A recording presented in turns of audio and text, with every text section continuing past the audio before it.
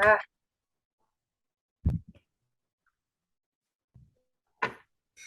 Assalamualaikum warahmatullahi wabarakatuh. Perkenalkan, nama saya Siva Syahira.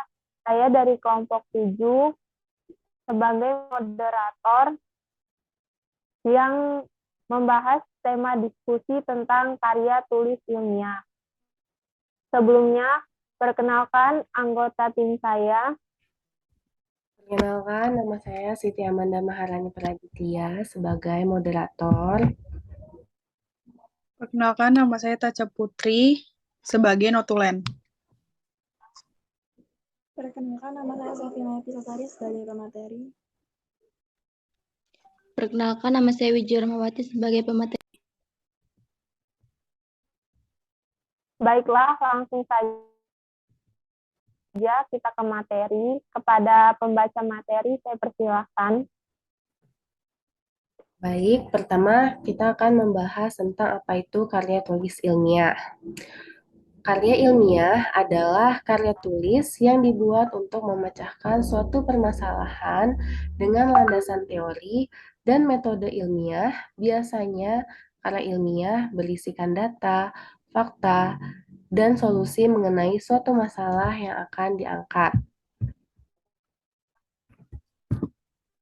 Selanjutnya, kita akan membahas tentang ciri-ciri karya tulis ilmiah. Yang pertama yaitu ada reproduktif. Artinya, bila si pengirim komunikasi menyampaikan suatu informasi yang katakanlah berupa X, maka si penerima komunikasi harus menerima informasi berupa X pula. Karya tulis ilmiah ditulis oleh peneliti atau penulis dan harus diterima dan dimaknai oleh pembacanya sesuai dengan makna yang ingin disampaikannya. Selanjutnya yaitu adalah tidak ambigu. Sebuah karya ilmiah harus memberikan pemahaman secara detail dan tidak dikemas dengan bahasa yang membingungkan. Dengan begitu, maksud dari sebuah karya tulis ilmiah bisa langsung diterima dan dimaknai oleh pembacanya. Selanjutnya yaitu menggunakan kaidah keilmuan. Menulis karya ilmiah harus menggunakan kaidah keilmuan atau istilah-istilah akademik dari penelitian si penulis.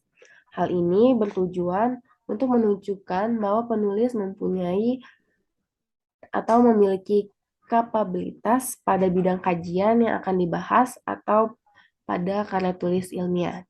Selanjutnya yaitu ada bersifat objektif. Kalimat yang berdasarkan fakta tanpa melibatkan perasaan pribadi. Karya ilmiah harus bersifat objektif. Hal ini sangat penting karena karya ilmiah tidak dibuat berdasarkan perasaan penulisnya, tapi karya ilmiah dibuat dengan berdasarkan fakta-fakta atau data hasil analisis, sehingga tidak memiliki kecondongan terhadap subjektivitas. Selanjutnya yaitu ada contoh-contoh dari karya tulis ilmiah. Ada dari contoh reproduktif, yaitu menjaga kesehatan merupakan keharusan setiap individu agar terhindar dari penyakit. Beberapa kegiatan yang dapat dilakukan untuk menjaga kesehatan antara lain memenuhi kebutuhan vitamin dan mineral yang diperlukan untuk tubuh, mengkonsumsi makanan yang memenuhi 4 sehat 5 sempurna, olahraga yang teratur, dan menjauhi minuman yang mengandung alkohol. Tulisan tersebut merupakan contoh karya tulis ilmiah yang ingin disampaikan penulis sesuai kepada pembaca. Selanjutnya yaitu adalah contoh dari tidak ambigu. Kemarin Dina memberitahu kepada Andi.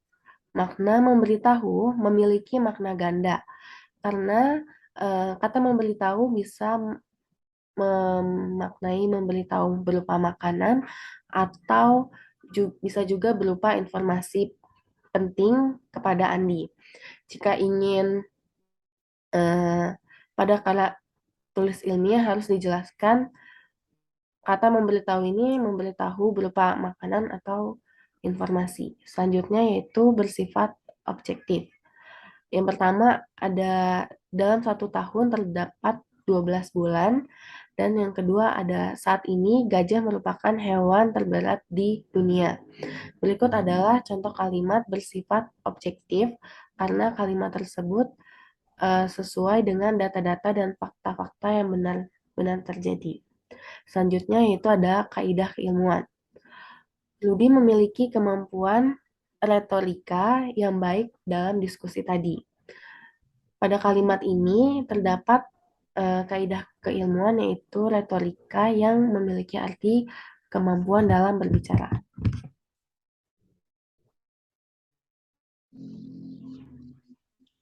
Materi selanjutnya yaitu jenis-jenis karya tulis ilmiah. Yang pertama artikel. Artikel adalah suatu karya tulis yang isinya berupa gagasan atau fakta yang dapat membujuk, meyakinkan, mendidik, serta menghibur pembacanya. Yang kedua, makalah ilmiah. Makalah adalah jenis karya tulis yang bersifat ilmiah. Biasanya, makalah ditulis untuk keperluan terkait dengan pendidikan. Yang ketiga, skripsi. Skripsi adalah istilah yang digunakan untuk menyebut suatu karya tulis ilmiah berupa paparan tulisan hasil penelitian mahasiswa jenjang sarjana yang membahas suatu permasalahan atau fenomena dalam bidang ilmu tertentu dengan menggunakan kaidah-kaidah yang berlaku. Yang keempat, tesis. Tesis adalah pernyataan atau teori yang didukung oleh argumen yang dikemukakan dalam karya tulis ilmiah. Yang kelima, disertasi.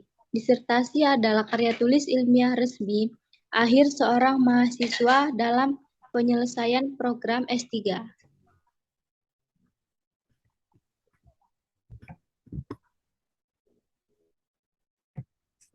Materi selanjutnya, struktur karya tulis ilmiah. Yang pertama, halaman judul. Judul karya diangkat berdasar tema dari karya tulis ilmiah yang akan dibuat.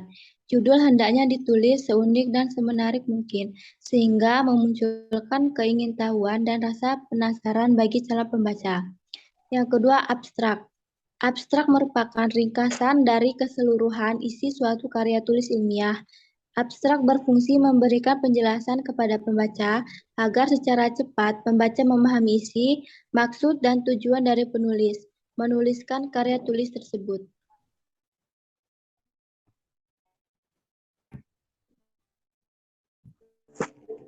Selain itu, tulis ilmiah juga terdiri atas pendahuluan, kerangka teoritis, metode penelitian, pembahasan, kesimpulan dan saran, serta daftar pustaka. Yang pertama adalah pendahuluan. Pendahuluan terletak di paling awal materi dan memiliki 4 subbab, yaitu yang pertama, latar belakang masalah yang berisi penjelasan teoritis dan faktual. Yang kedua, rumusan masalah yang berisi tentang pertanyaan kritis atau argumentasi. Yang ketiga, tujuan penelitian yang berisi uraian singkat mengenai tujuan atau apa yang ingin diwujudkan. Yang keempat adalah manfaat penelitian yang berisi keunggulan dan kontribusi dari hasil karya ilmiah. Yang kedua adalah kerangka teoritis. Teoritis memiliki 2 subbab. Yang pertama, landasan teori. Landasan teori berisi satu perangkat konsep yang membatasi dan memfokuskan penelitian sehingga dapat menyajikan suatu pandangan sistematis. Yang kedua adalah hipotesis penelitian yang berisi kesimpulan sementara berdasarkan kerangka pemikiran atau teori yang ingin diungkapkan. Yang ketiga adalah metode penelitian.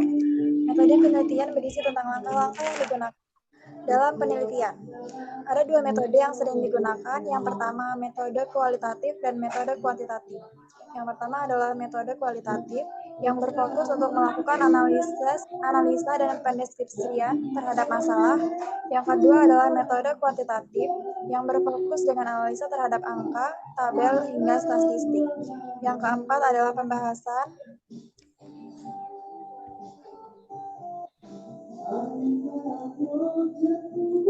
Pembahasan berisi tentang rumusan masalah, tujuan, manfaat, kerangka teori, dan metode penelitian. Yang kelima ada kesimpulan dan saran. Kesimpulan berisi pendapat dari karya ilmiah yang telah dibuat. Kesimpulan memiliki tujuan supaya para pembaca dapat mendapatkan pengetahuan atau wawasan. Sedangkan saran berisi tentang pendapat berupa karya ilmiah peneliti berupa karya ilmiah. Peneliti dapat memberi saran berupa pesan. Yang keenam, daftar pustaka. Berisi tentang sebuah daftar yang memuat sumber informasi atau referensi teori penelitian. Selanjutnya, pembacaan kesimpulan.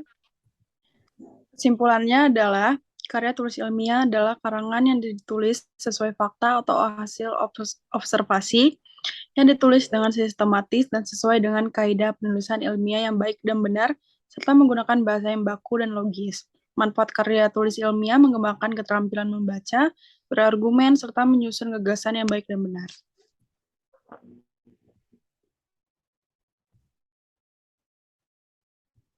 Baiklah teman-teman, cukup sekian presentasi dari kelompok kami. Jika ada kesalahan, kami mohon maaf. Saya akhiri. Wassalamualaikum warahmatullahi wabarakatuh.